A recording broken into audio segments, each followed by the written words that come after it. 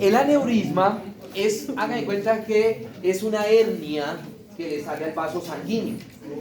Es una herniación, es una dilatación herniaria, ¿sí?, que le aparece al vaso sanguíneo.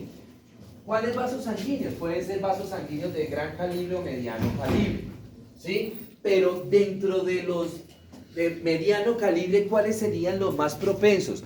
Los que estén manejando mayor presión, ¿sí? La aorta, pues obviamente es impajaritable, gran calibre y maneja una presión altísima. O sea que la aorta es quizás uno de los vasos sanguíneos donde más frecuentemente aparece un aneurisma.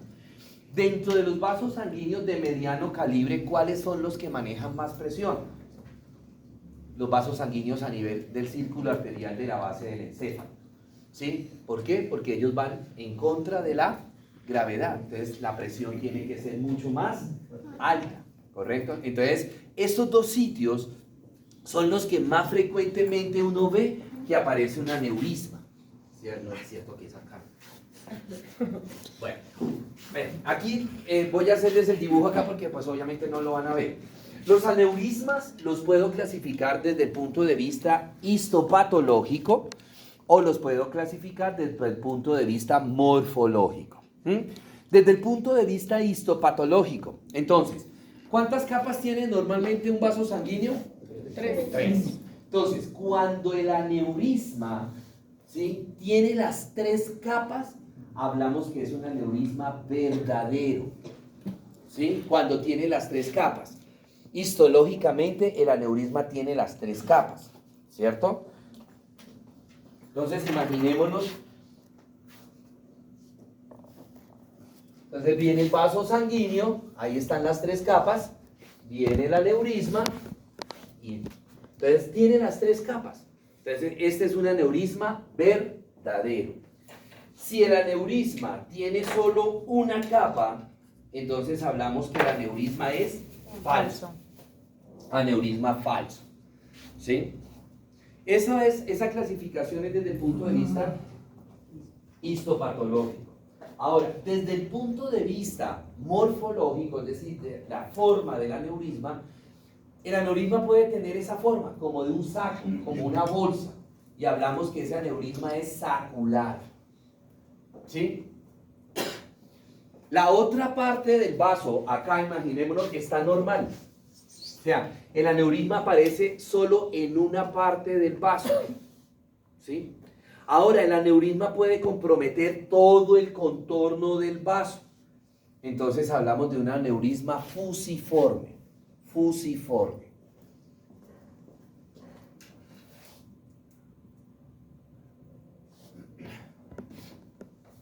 ¿Listo?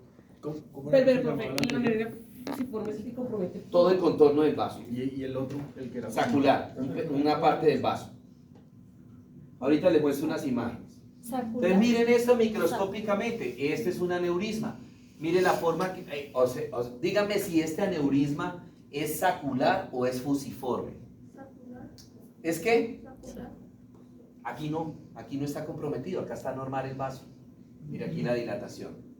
Entonces, solamente está comprometiendo una parte del vaso, ¿sí? Sacular, ¿correcto? Bueno, de allá no se puede ver, pero eso es un aneurisma verdadero. Están comprometidas las tres capas del vaso sanguíneo.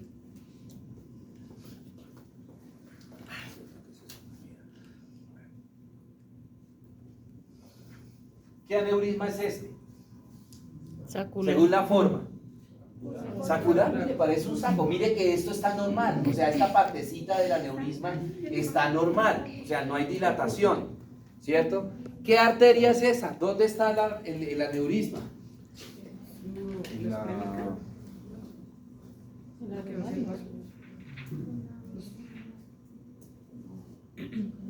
¿Dónde está el aneurisma? ¿En qué arteria está el aneurisma? ¿En qué? Sí, la de la... No. Sí, no. La fundamental son las señales que están haciendo por ellos. Luego de eso, sí, Uy, eso está clarito. Está bonito. Ahí. no es la renal porque está ni esta es la sónica porque Ajá. Es cerebral. Claro, mírelo. ¿La vascular? No. No. Carótida interna, meningia media. Arteria meningia media, está el aneurisma. Por eso ahorita les doy la mala noticia. Que nos toca estudiar más arterias y más. Bueno, aquí vemos otro aneurisma que está empezando a formarse. Está una pequeña protrusión hasta ahora. Y vemos la masa como, digamos, la sangre como está empujando las paredes.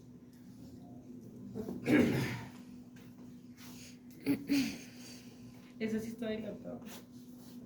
Ambos lados. Sí, porque Sí. ya se ve ambos lados. Ese aneurisma empezó sacular Pero se volvió. y se volvió fusiforme. Fusiforme. Inicialmente la bolsa grande, sacular, pero ya empezó por acá a comprometer el otro lado del vaso sanguíneo, o sea que es fusiforme, ¿no? ¿Este qué es? Fusiforme. Mire que está todo el contorno del vaso sanguíneo comprometido. El problema de un aneurisma es que el aneurisma es silente. O sea, el aneurisma es silencioso, no produce síntomas. Cuando un aneurisma produce síntomas es porque se perforó.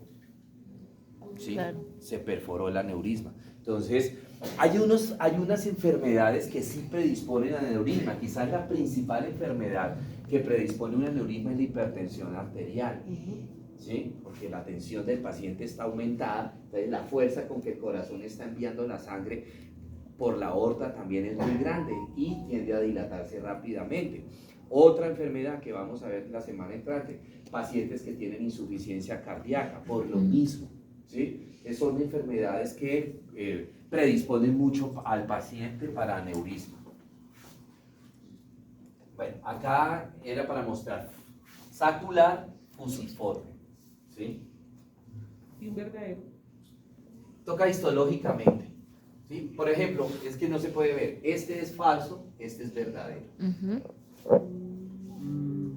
Este. O sea que histológicamente. ¿Qué aneurisma es ese? Sacular. Sacular, ¿cierto? Sobra decir que el paciente murió. Acá tenemos un aneurisma de carótida interna. Bueno, madre. Miren la masa, la dilatación tan grande, ¿no? Eso es fusiforme. Los pacientes con un aneurisma son una bomba de tiempo. Uno no sabe en qué momento se puede perforar. Por eso los pacientes que tienen aneurisma, que son hipertensos y todo eso, no les puede faltar el medicamento, le toca que se estén controlando constantemente la tensión y lo más importante, no agarren rabias, toca decirle al paciente, porque en una rabieta se le puede perforar y eso ha pasado, eso ha pasado. ¿Se imaginan la aorta perforada?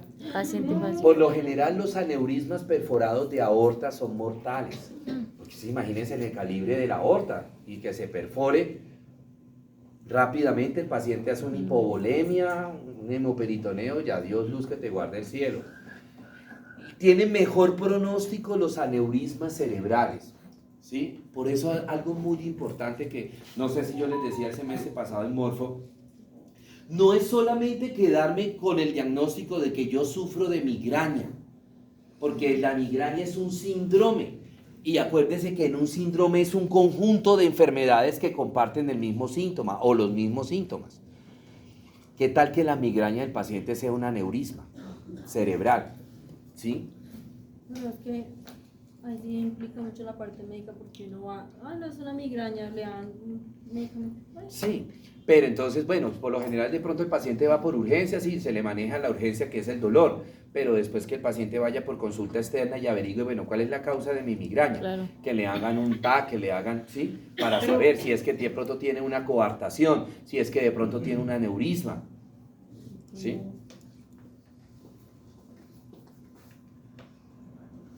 El tratamiento es quirúrgico. El tratamiento es quirúrgico, ¿sí? Pues digamos que son cirugías de alto riesgo. La corrección de un aneurisma, bueno, obviamente no quiero decir con esto que la cirugía sea muy fácil, ¿no? ¿Por qué? Porque es que el paciente cuando se le quita, por ejemplo, un aneurisma abdominal, de aorta abdominal, el paciente toca con circulación extracorpórea, porque hay un momento en que hay que cortar la circulación de la aorta, ¿sí? Pongámosle que esta sea la aorta, entonces se clampea y se clampea, ¿cierto? Mientras que quito el aneurisma, ¿cierto? Y hago la rafia, la sutura. Entonces le toca por un tiempo el paciente, mientras se hace esta parte, la recesión del aneurisma, le toca con circulación extracorpórea, ¿sí?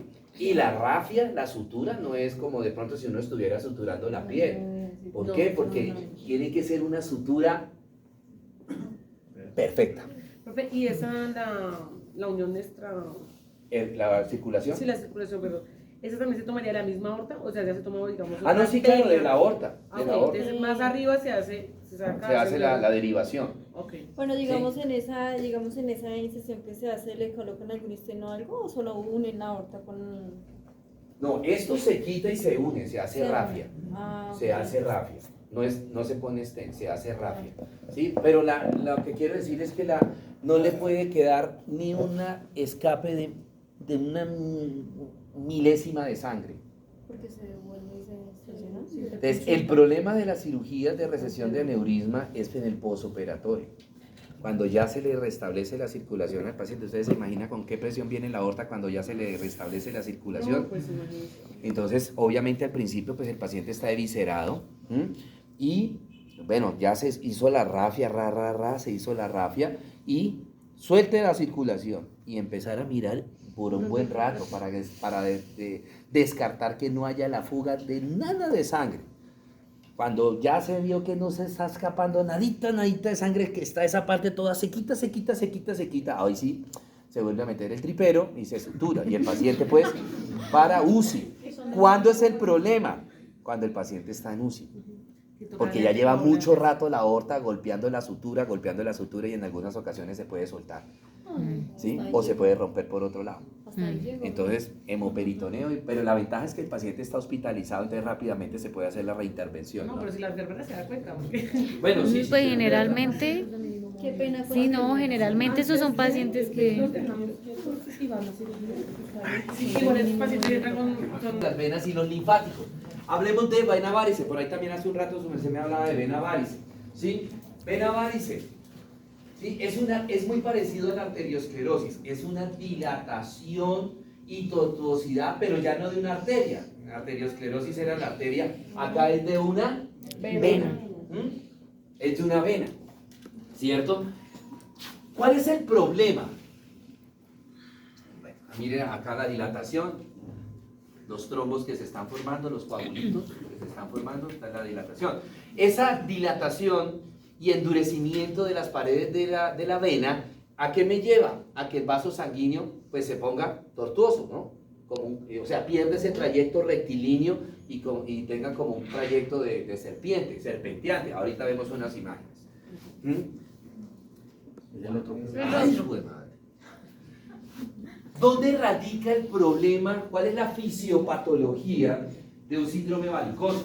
¿Qué es lo que tienen las venas que no tienen las arterias? Válvulas. ¿Cierto? Porque acuérdense que exacto, va en contra de la gravedad. La circulación de la circulación venosa del corazón hacia abajo va en contra de la gravedad. ¿Sí? ¿Qué está pasando? Las venas allá, la sangre de las venas allá están subiendo para buscar ¿a quién? Al corazón. Entonces, si no hubieran válvulas, sube y baja. O sea, no progresaría la circulación, porque lo que subió en la contracción, al relajarse el corazón, se devuelve, ¿cierto? Entonces, están las válvulas, ¿verdad? El problema en un síndrome varicoso radica en las válvulas, que las válvulas están insuficientes, es decir, no se cierran correctamente. Están insuficientes, no se cierran correctamente. Está la válvula así, lo que hace la válvula es esto, y se cierra herméticamente, ¿cierto? Entonces, ¿qué pasa? Si la válvula es insuficiente, ¿qué significa insuficiente? Que no se cierra correctamente. Chan, se abrió, pasó la sangre de abajo hacia arriba y al cerrarse queda un espacio. Y por ese espacio por ese espacio, ¿qué va a pasar? Se devuelve. Que va a haber una sangre que está abajo que trata de ¿qué? Normalmente trata de ¿qué? De subir. Y hay una sangre que está arriba que trata por gravedad ¿qué? ¿Y qué me genera? Choque. No. No, ¿Qué o me sea, genera? mezcla y... Mezcla de sangre, pues mezcla no, Bueno, choque. turbulencia. Choque de sangre, y ese choque de sangre me genera una turbulencia. Y esa turbulencia está golpeando todas las paredes de la vena. Y empieza la vena ¿qué? ¿A qué? A dilatarse. A dilatarse, ¿cierto? Se va calcificando, se va endureciendo, viene la tortuosidad, ¿cierto? Ahora, ¿qué otro problema hay? Que en el sitio donde está la insuficiencia hay tendencia a que se empiece a depositar, a quedarse represados glóbulos rojos y plaquetas, y me van a generar la formación ¿de qué? De trombos. De trombos, de coágulos, que vimos por ahí una fotico de un trombito que se está formando ya. Ese es el síndrome varicoso, ¿sí? Esas es las venas. Nosotros tenemos 4 grados de síndrome varicoso, grado 1, 2, 3 y 4. ¿De qué depende eso? De qué tan pronunciada está la vena. El grado 1 es la que nosotros conocemos vulgarmente, que le dicen las arañitas, que no se llaman arañitas, sino telangiectasias, ¿sí?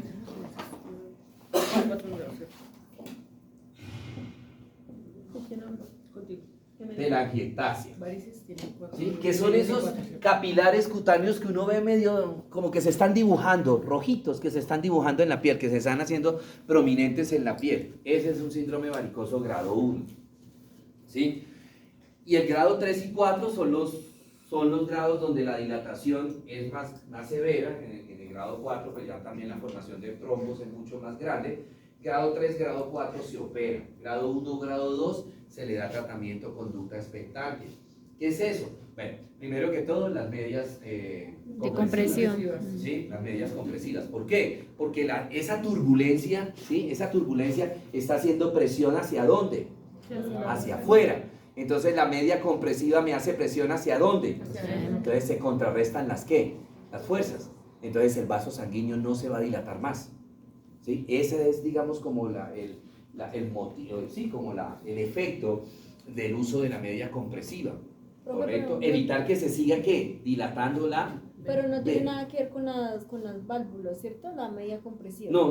O sea, esa no... Ya la válvula está No, lesionada, porque ya es no. que lo que pide la medida es que no se dilate, o sea, no se salga. Que no siga dilatándose. Que no le ¿Por dé qué? espacio a la vena Porque sigue o sea, ya el daño a la válvula no se va a corregir sino solamente con cirugía, ¿sí? Quitar ese pedazo de vena, ¿verdad? Entonces, ¿qué pasa? La turbulencia está haciendo fuerza ¿hacia dónde? Hacia todos los lados de la pared. Entonces, la pared que se va dilatando. Entonces, yo necesito que esa vena no se siga dilatando. para que no se Entonces, ¿qué hago? La media compresiva, que me hace fuerza hacia adentro. Entonces, se contrarrestan la fuerza. Una fuerza que está empujando hacia afuera y otra fuerza que está empujando hacia ¿Y adentro. esas válvulas solo están en las venas? No, en todas las venas tienen válvulas. Una Todas. pregunta, digamos, esta de las venas se llama telangiectasia, también es grado 1, grado 2, grado 3, o sea, para todo No, telangiectasia es grado 1. Ya, ¿y las otras cómo se llaman? No, grado 2, grado 3, Ah, o sea, grado 4. simplemente así. Ah, ok. ¿Sí? Ahora, yo voy a decirles algo. Ya, en un síndrome varicoso, la circulación que más se compromete es la circulación superficial de miembros inferiores, o sea, la safena mayor, la safena menor. ¿Sí? Y ahorita me van a entender por qué hago la aclaración de circulación superficial. Entonces, mire la tortuosidad, mire acá la válvula lesionada y mire cómo termina. La tortuosidad del vaso. Y esta tendencia es que siga ¿qué? Dilatándose, que siga creciéndose el vaso hasta que se pueda perforar y aparecen las úlceras varicosas. Rompe la sangre, sale con tanta presión que hasta rompe la piel, ¿sí? Y aparecen las famosas úlceras varicosas de esos pacienticos que para que cicatrice una úlcera varicosa es complicado. Sí, se hace. Miren acá, este es un grado 1, pero allá lo pueden ver, cuando tengan sus clases. Grado 1, este es un grado 2. Ya está un poquito más dilatada la vena acá, pero no tanto. Aquí tenemos un grado 2, acá tenemos un grado 1. ¿Sí? Acá tenemos un grado 4. Es así la ven desde la autopista, la pueden ver. ¿Cierto? Este es un grado 4. Este es el dibujo. Este es un grado 4. va para cirugía que se la espera, ¿cierto?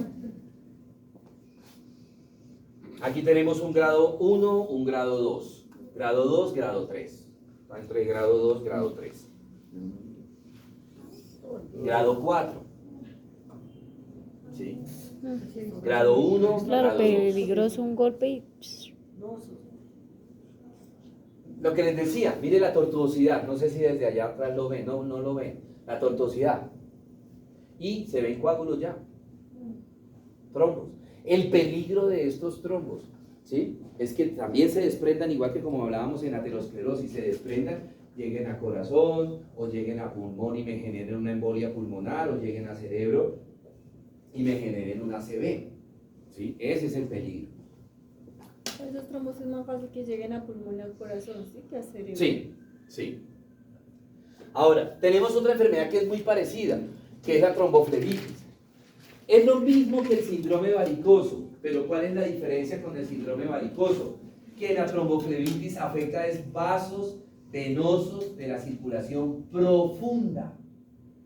¿Sí? ¿Cuál es la circulación profunda? Excelente, ¿cierto? Yo tengo un tino para coger los que no saben. La peronea, la tibial anterior, la tibial posterior, la poplitea. ¿Sí? Esa es la única Como que le diferencia leyó la entre un mente, ¿no? síndrome varicoso y una tromboflebitis o flebotrombosis. Pueden en algunos libros leer tromboflebitis, en otros flebotrombosis. Es lo mismo. Los síntomas son iguales. ¿Con qué salvedad? De que esta es mucho más agresiva. La evolución es mucho más rápida. Y por ende, la complicación puede darse mucho más rápidamente, un infarto. Ahora, ¿cuál es la otra gran desventaja que tiene una tromboflebitis? Que yo no la puedo ver. El síndrome varicoso sí, ¿por qué? Porque pues puedo ver las venas superficiales, pero las profundas yo no las veo. Pero en la gran mayoría de los casos, la tromboflebitis, el paciente se le diagnostica la enfermedad cuando se presenta la crisis. ¿Sí? Ese paciente que llega a urgencias, que lleva unos días con dolor en las extremidades inferiores, en una o las dos extremidades inferiores, que siente adormecimiento, que siente ardor, que es un dolor urente, como si tuviera candela, le dice el paciente a uno, ¿sí? Es un dolor urente, y fuera de eso, que le están apareciendo equimosis. Ya les muestro. Miren, equimosis, ¿sí? Pero eso también tiende a ponerse con edema y todo eso. Entonces, ese paciente que de manera súbita le refiere que no ha tenido traumas y que le está doliendo una pierna, que siente ardor en la pierna, que siente adormecimiento y que de un momento para otro le están apareciendo esas zonas de equimosis, lo primero que hay que hacer con ese paciente es anticoagular. Es lo primerito que hay que hacer con ese paciente, porque ese paciente va para una trombosis venosa profunda que se la espera y se nos puede infartar ese paciente. ¿Sí? Entonces se anticoagula ese paciente y rapidito por urgencia hacerle una ecografía Doppler color, ¿sí? Para descartar la presencia de los coágulos en las venas profundas, ¿correcto? Tratamiento, pues ahí el tratamiento sí es anticoagulación de por vida. Sí. No le puedo hacer o sea, no le puedo, como en el varicoso, que le puedo hacer safelectomía. ¿Por qué? Porque le estoy quitando la vascularización principal. Imaginen que le quite la peronea o que le quite la tibial, alguna de las tibiales, pues entra necrosis en tejidos, amputación. Entonces a esos pacientes sí toca mirar la posibilidad vascular, mirar la posibilidad de hacer puentes, ¿sí? De hacer los puentes, ¿verdad? Hacer los bypass. Y hay que salvarle sí o sí la circulación. Y el paciente queda anticoagulado de por vida. Porque los pacientes diabéticos tienden a producir la tromboflebitis más que todo o las varices. En un paciente diabético más es la tromboflebitis, la trombosis venosa profunda. Ok. Bueno. Pero eso es por la punción, ¿cierto? O... Es más porque vamos a ver diabetes, una de las manifestaciones de la diabetes es la angiopatía y más la macroangiopatía. ¿Sí? Después vamos a ver eso. Bueno, linfangitis y linfedema. Aquí ya es compromiso de los vasos linfáticos, ¿sí? Linfangitis, inflamación del vaso linfático. Linfedema, obstrucción del vaso linfático. Ahora, esa obstrucción en el linfedema, por lo general, es debido a masas, principalmente masas tumorales. Esa masa tumoral puede ser directa, es decir, un tumor que tenga, ahorita vamos a ver, un linfangiosarcoma, un tumor directamente del vaso linfático, o puede ser por compresión externa de un tumor, por ejemplo, que el paciente tenga un cáncer ovárico, la paciente tenga una masa ovárica, esa masa ovárica puede comprimir los linfáticos ilíacos y me genera el linfedema, ¿sí?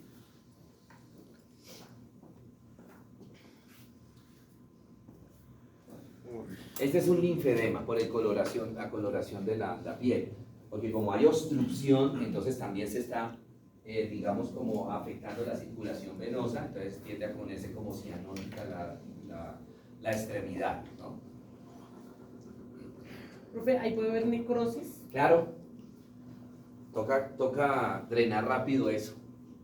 Bueno, aquí tenemos una masa pequeñita a nivel de, este es un ganglio linfático, ¿sí?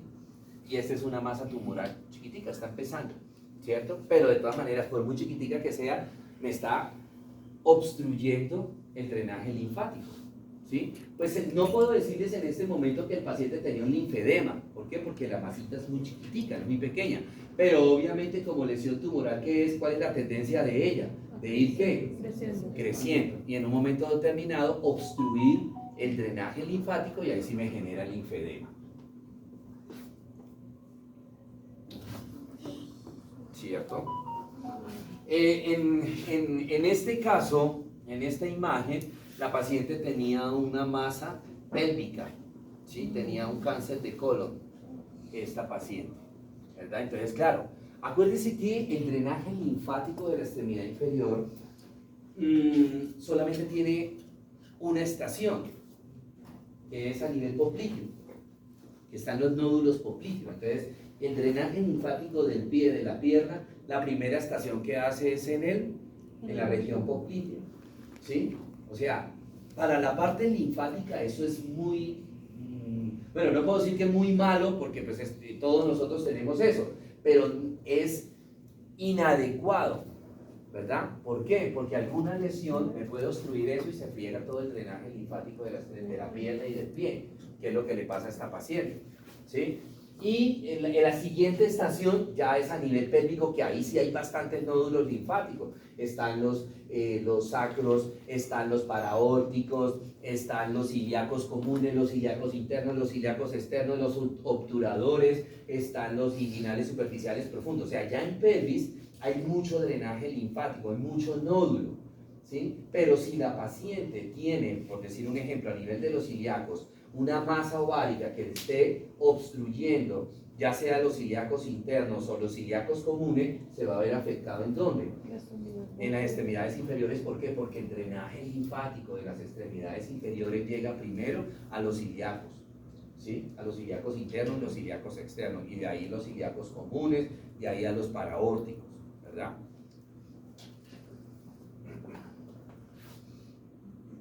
Bueno, hemangioma, vaso sanguíneo, sangre, angio, arteria, oma, tumor benigno. Todo tumor que termine en oma es un tumor benigno. Todo tumor que termine en sarcoma, carcinoma, es un tumor maligno, ¿sí? Es un cáncer. En el caso del hemangioma, este es un tumor benigno de la arteria.